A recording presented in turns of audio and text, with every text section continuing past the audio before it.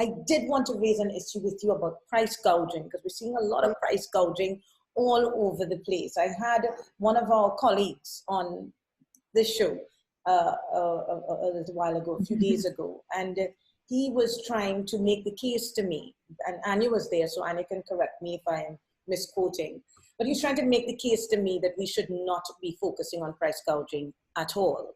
And in fact, it's quite stupid to do so, because if we were to do so, we're going to chase the suppliers away. And we Absolutely not.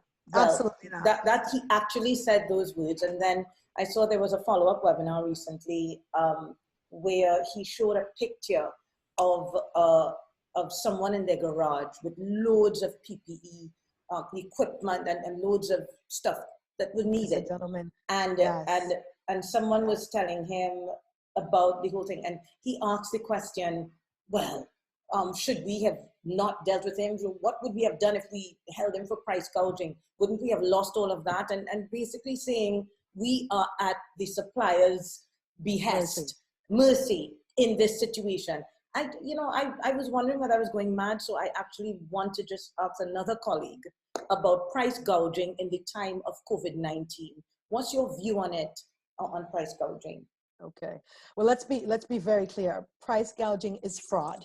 Thank you. It's fraudulent activity, and it is corrupt to engage in it. Not just legally, it's corrupt morally to engage in that in a time when people are in great need.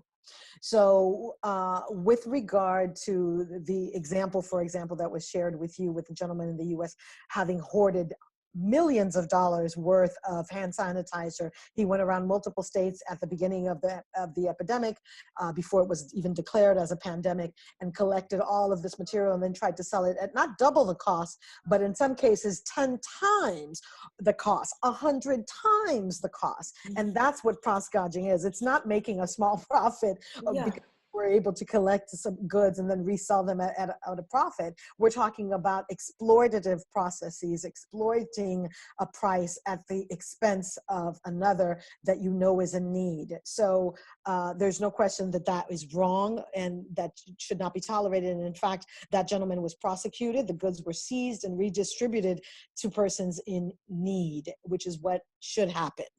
So I've seen price gouging not just in the US where I am right now, but also in the Caribbean where I have a home in St. Martin. So I've seen prices in supermarkets triple. And then the supplier or the supermarket says, oh, the supplier charged me that much, so I have to pass the cost on to someone. The supplier has to sell to somebody.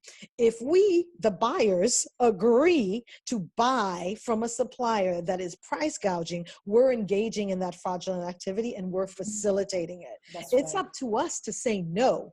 The price is this, and in fact, one of the good things is there are price or data aggregators, companies around the world who we can turn to and say, hey, Minecraft, how much does this cost typically when we're not having a pandemic? And then you'll know how much you should pay. That's number one.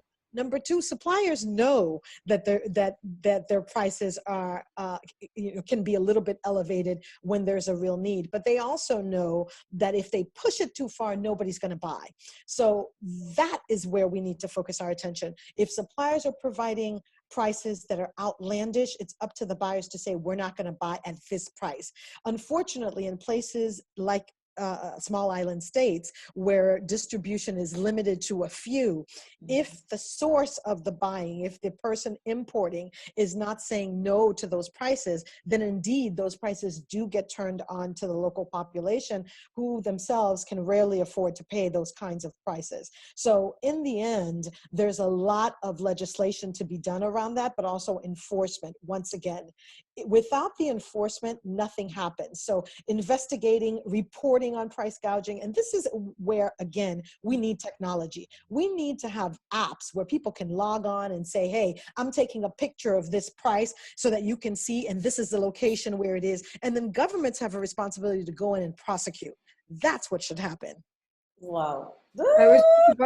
I was just about to suggest, like what you were explaining before sounds like we would need an advanced supply chain or something like that. I mean, we should be able to trace, we should be able to see how the price moves, and we should be able to actually see what the connections to all these nation states and all the actors are, and understand better who the stakeholders are, who is having connections where, who stakes what, and how the power actually shifts when we are in situations like that.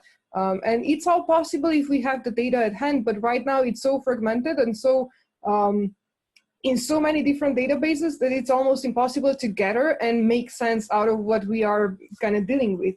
Not to mention that a lot of that data is not even available, and it's probably not going to be available for a while. I mean, yeah, this is mind-blowing. What you're actually mentioning, it triggers a lot of suggestions and ideas that we can observe in the industry already. That's amazing. Anya, Transparency International has done a lot of work on this. People are aware, people in the open data space and in the citizen and civic tech space are aware of this. There's already, opportunities to report on some of these actions with very simple technology, messaging. If you have a phone and you're in a place where you're seeing price gouging, you should be able to take your phone, take a picture, and message your local news station. Peer pressure still works, particularly in these cases. You don't have to wait for the government to come and do something. You can do something. So we each have an individual responsibility to take action as well, because where we can't necessarily change things right away, we can have an impact on the long term.